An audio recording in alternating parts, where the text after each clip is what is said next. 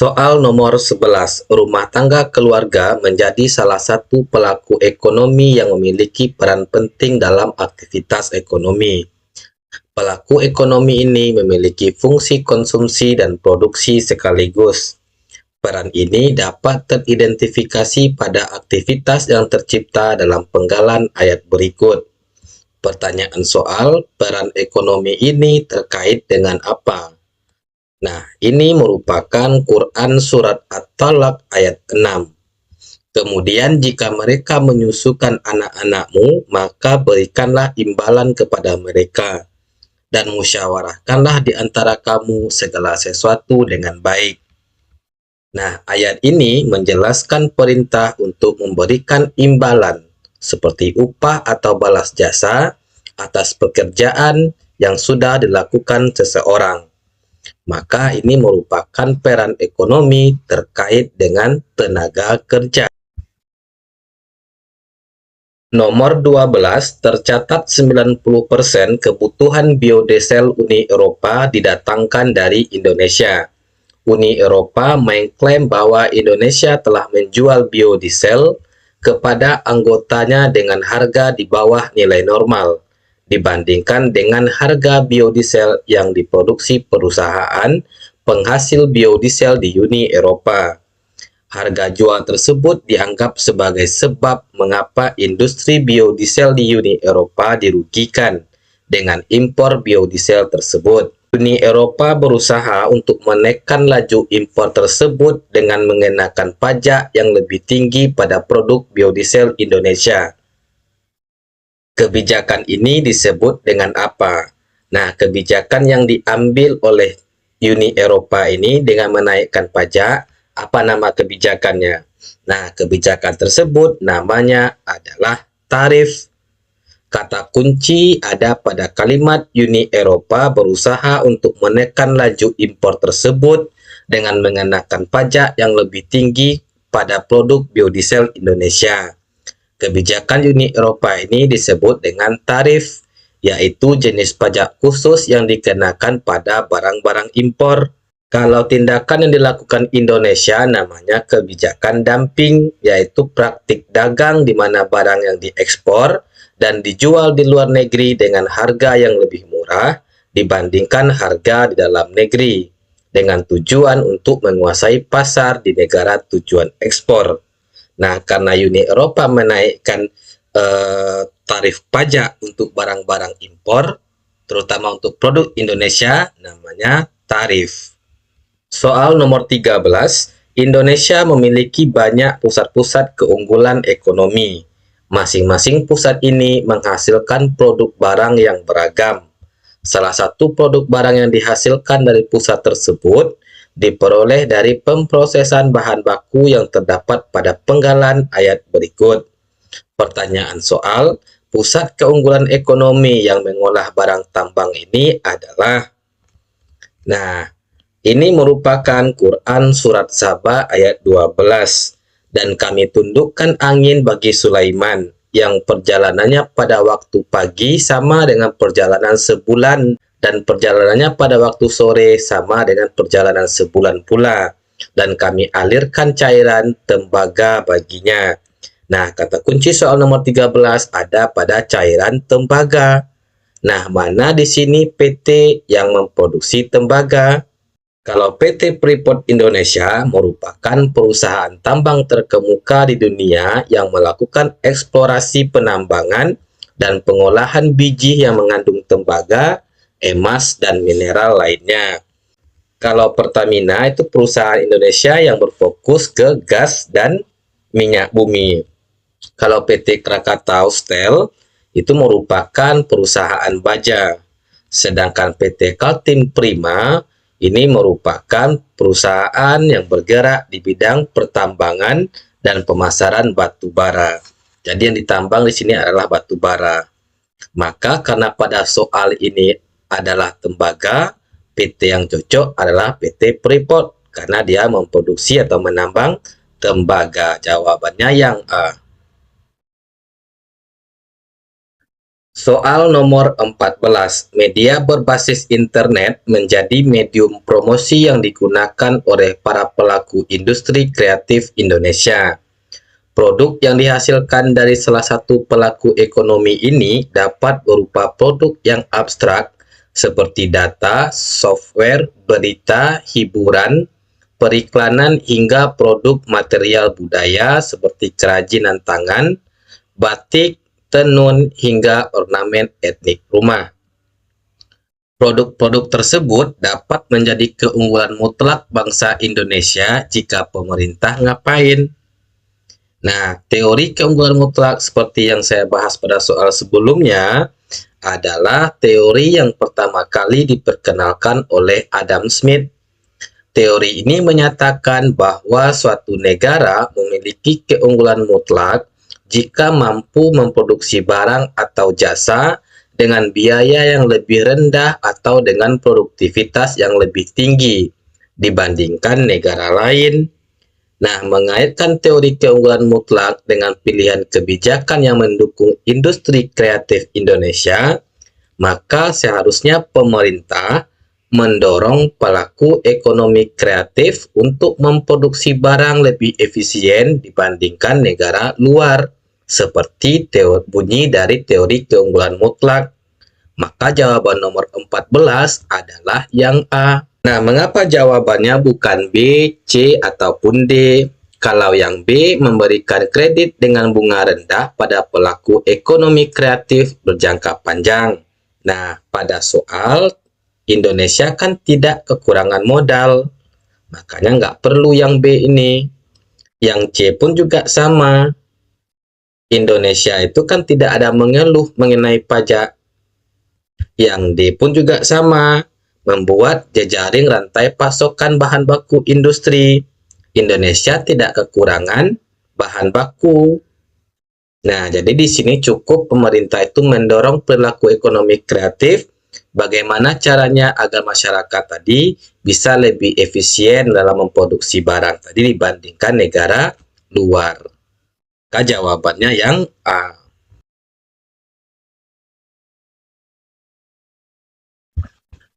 Soal nomor 15. Perhatikan teks di bawah ini. Kontribusi sektor kelautan dan perikanan Indonesia terhadap pendapatan domestik bruto atau PDB Indonesia baru sebesar 3,7%.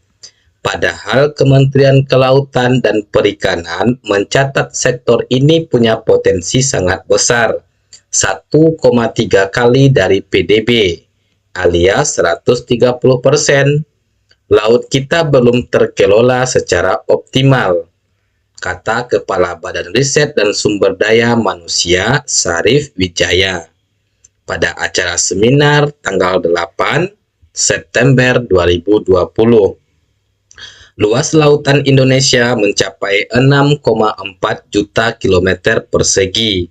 Dengan luas tersebut, Sarif menyebut total potensi ekonominya mencapai 1,3 triliun US dollar per tahun atau 5 kali lipat dari APBN 2019 yang mana besarnya 190 miliar US dollar.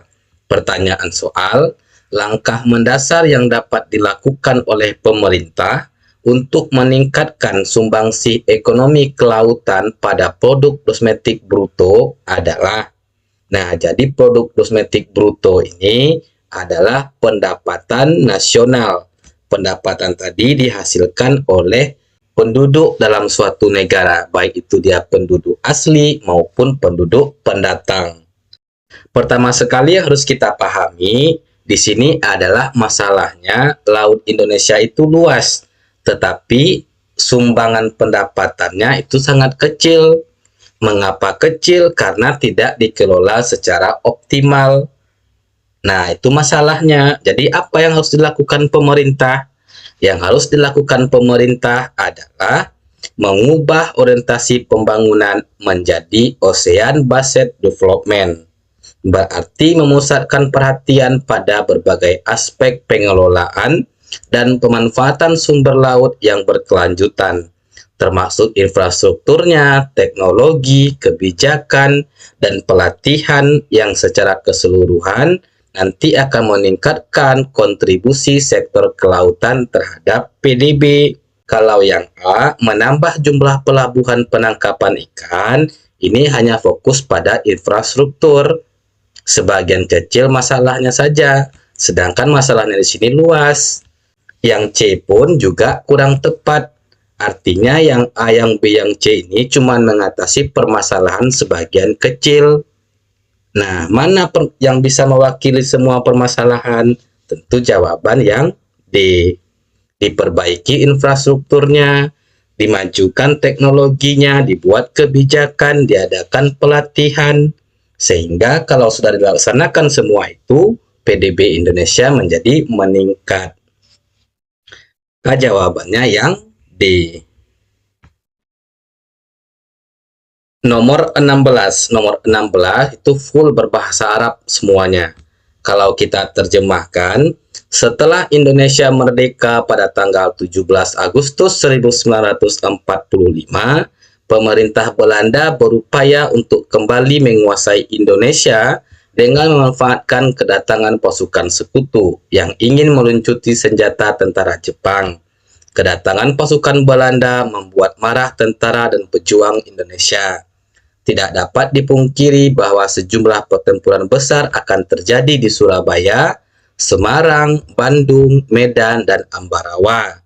Oleh karena itu, para prajurit dan pejuang Indonesia bahu-membahu atau bekerja sama menghadapi kedatangan pasukan Belanda dengan semangat patriotisme yang tinggi. Semangat ini dapat ditemukan dalam Islam pada ayat apa? Yang A itu merupakan Quran Surat An-Nahl ayat 18. Jika kamu menghitung nikmat Allah, niscaya kamu tidak akan mampu menghitungnya. Sungguh Allah Maha Benar, Maha Pengampun, lagi Maha Penyayang. Nah, ini tidak berkaitan dengan semangat patriotisme. Nah, kalau B itu Quran Surat Az-Zariyat ayat 49. Dan segala sesuatu di alam semesta telah kami ciptakan secara berpasang-pasangan untuk saling melengkapi. Yang demikian ini agar kamu selalu mengingat kekuasaan dan kebesaran Allah. Nah, yang B ini tepat untuk menjawab soal yang nomor 16. Mengapa tepat? Nanti akan saya jelaskan. Nah, yang C itu Quran Surat Al-Anbiya ayat 93. Tetapi mereka terpecah belah dalam urusan agama. Mereka di antara mereka, masing-masing golongan itu semua akan kembali kepada kami. Nah, ini jawaban C salah. Kenapa salah? Karena di sini kan masyarakat Indonesia bekerja sama, bahu-membahu, bersatu. Berarti nggak tepat yang C. Yang D, sungguh aku ini adalah Allah, tidak ada Tuhan yang hak selain aku, maka sembahlah aku dan dirikan salat untuk mengingat aku. Quran Surat Toha ayat 16. Ini pun juga tidak tepat. Nah, mengapa jawaban yang tepat B? Karena pada Al-Quran Surat Az-Zariyat ayat 49, ayat ini menunjukkan bagaimana segala sesuatu itu diciptakan secara berpasang-pasangan untuk saling melengkapi, yang bisa diartikan sebagai pentingnya kerjasama dan persatuan dalam menghadapi tantangan. Ini sejalan dengan semangat para pejuang Indonesia yang bahu-membahu melawan kedatangan pasukan Belanda dengan semangat patriotisme yang tinggi, makanya B yang tepat. Nomor 17, kolonialisme Belanda telah menyebabkan perubahan kehidupan masyarakat Indonesia baik aspek geografis, ekonomi, budaya, pendidikan, maupun politik. Perubahan kehidupan ini terjadi melalui sejumlah kebijakan kolonialisme yang mendorong masyarakat untuk beraktivitas seperti yang terkandung pada makna ayat berikut. Pertanyaan soal, dampak yang dapat dirasakan dari aktivitas tersebut yang keberadaannya masih dapat dirasakan hingga saat ini adalah, nah ini merupakan Quran Surat Al-Jum'ah ayat 10. Apabila salat telah dilaksanakan, maka bertebaranlah kamu di bumi. Carilah karunia Allah dan ingatlah Allah banyak-banyak agar kamu beruntung. Nah, makna ayat ini adalah perintah untuk bertebaran mencari rezeki di permukaan bumi, kemana saja yang kita mau. Sebab itu banyak kita temui orang-orang di desa, banyak yang pindah ke kota untuk mencari penghidupan atau rezeki. Nah, kalau orang pindah dari desa ke kota itu namanya urbanisasi. Maka konsep yang ada pada ayat Quran surat Al-Jum'ah ayat 10 itu sama dengan makna urbanisasi. Maka jawabannya yang A, persebaran dan urbanisasi penduduk. Nomor 18, perhatikan ayat berikut ini. Salah satu arti kata dalam ayat ini mempresentasikan tempat yang dipergunakan dalam salah satu perundingan Indonesia Belanda pada masa revolusi. Dalam perundingan tersebut dihasilkan beberapa kesepakatan yang salah satunya adalah, nah ini merupakan Quran surat Az-Zukhruf ayat 12. Dialah yang menciptakan semua makhluk berpasang-pasangan dan menjadikan kapal laut untukmu serta hewan ternak untuk kamu tunggangi. Nah, salah satu arti kata yang dimaksud pada Quran surat Az-Zukhruf ayat 12 adalah kapal laut. Nah, apa perjanjian yang diadakan di kapal laut? Perjanjian yang diadakan di kapal laut antara Indonesia dengan Belanda namanya Perjanjian Renville. Nah, perjanjian Renville itu antara Indonesia dengan Belanda yang terjadi pada tanggal 8 Desember 1947 sampai 17 Januari 1948. Salah satu isi perjanjian yang ada adalah Belanda tetap berdaulat sampai terbentuknya Republik Indonesia Serikat. Nah, jadi ini salah satu isi dari perjanjian Renville. Kalau yang A, Belanda mengakui wilayah Indonesia meliputi Jawa, Sumatera, dan Madura, itu namanya Perjanjian Linggarjati. Nomor 19, pada awal kemerdekaan pemerintah Indonesia, tidak saja harus mempertahankan wilayahnya dari agresi Belanda, tetapi juga dihadapkan dengan munculnya pemberontakan oleh DI-TII di Aceh. Dengan melihat pada latar belakangnya, dapat dikatakan bahwa pemberontakan DI-TII di Aceh merupakan konflik yang dipicu oleh perbedaan dalam hal apa? Nah, pemberontakan DI-TII di Aceh ini merupakan pemberontakan Darul Islam. Nah, jadi DI itu Darul Islam, Tentara Islam Indonesia. Ini merupakan konflik politik pertama yang terjadi di Indonesia pasca kemerdekaan setelah kita merdeka.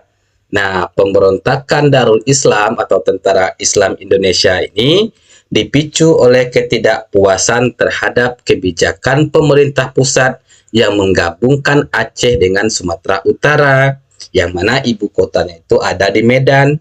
Nah, ini dianggap oleh orang Aceh mengurangi otonomi dan status istimewa Aceh.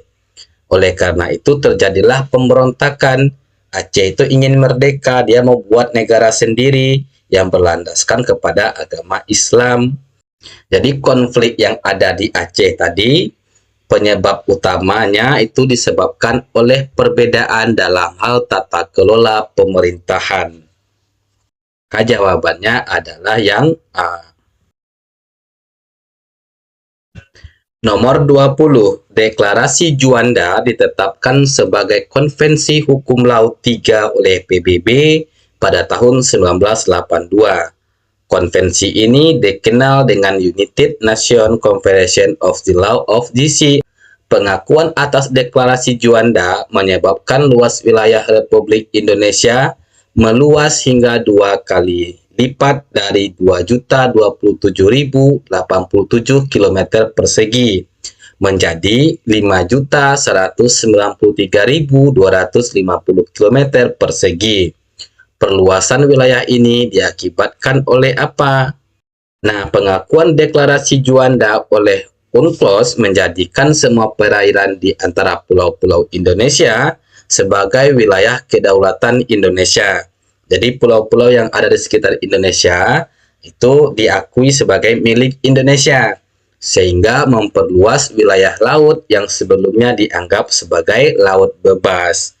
Nah, Deklarasi Juanda itu tidak pernah menambah luas daratan berupa pulau-pulau kecil Yang ditambah itu hanya perairan di sekitar atau di antara pulau. Nah, deklarasi Juanda juga tidak mempengaruhi daratan utama seperti Sumatera dan Kalimantan, tapi hanya wilayah lautnya saja yang menjadi luas.